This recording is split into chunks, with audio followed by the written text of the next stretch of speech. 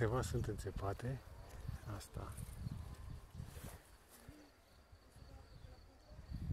Asta este înțepată și probabil ce ușor se desprinde. Da. Asta la fel. Anul ăsta, din păcate, din cauza pandemiei de COVID, nu i-am curățat absolut deloc. Au lăsat lacomi, nici nu i-am stropit, totuși, săracii de ei au puțin rod. Da? Ia uite. Nu cred că rămân toate, bineînțeles, dar au rod. Puțină pălincă o să facem. Da? Un gem o să facem. Deci, din păcate, nu i-am curățat. Și nici nu i-am stropit. N-am putut să vin de la oraș, de unde locuiesc, n-am putut să vin la țară ca să-i curăț, ca să mă ocup de ei.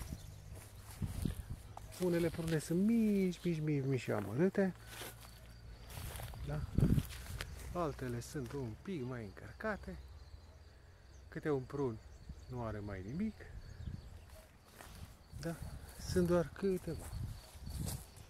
Da.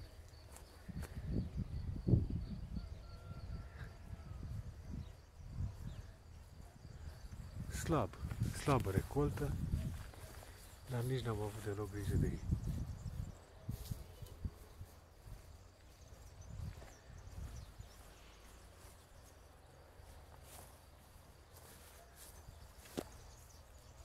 Uite aici, asta, de exemplu, e bolnav. Da. Aici la fel.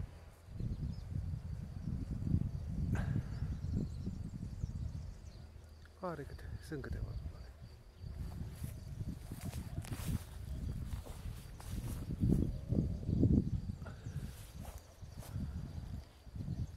Puține. Foarte puține.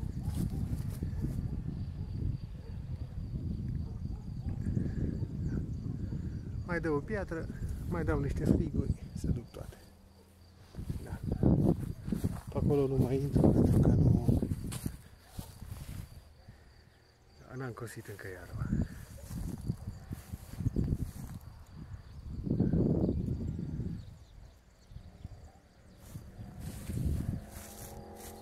Asta este un prun japonez care, după cum se vede, și-a strâns toate frunzele.